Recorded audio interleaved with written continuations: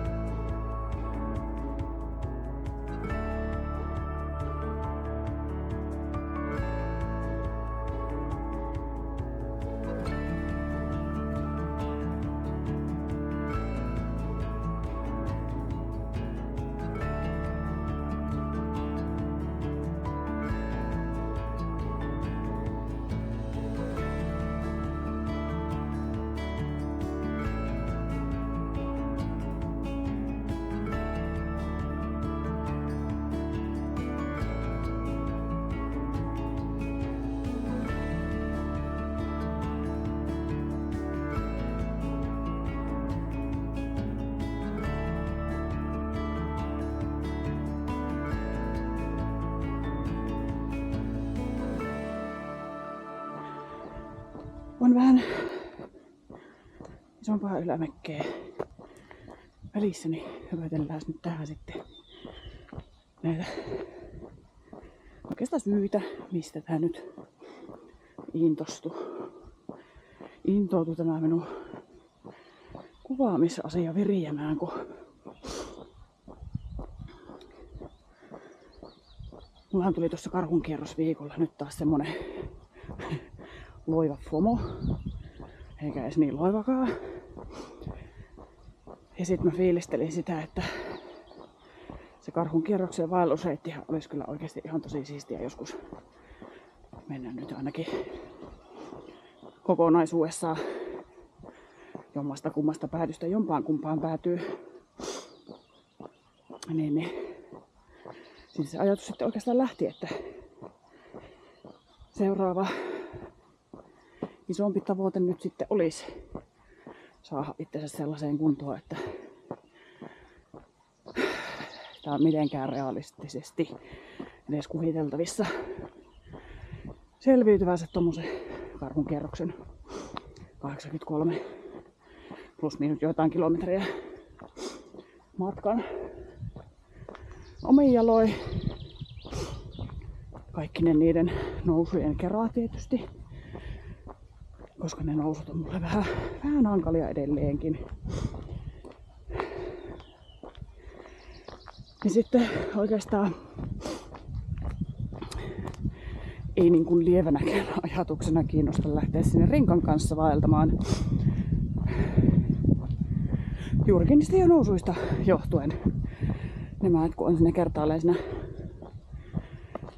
Ruka Valtavaara Konttainen akselilla könyily juoksurepun kanssa, niin ei kyllä tulisi pieneen mieleenkään lähteä Rinkan kanssa sinne. No, nythän realiteetti on se, että eihän mä ole sellaisessa kunnossa kyllä niinku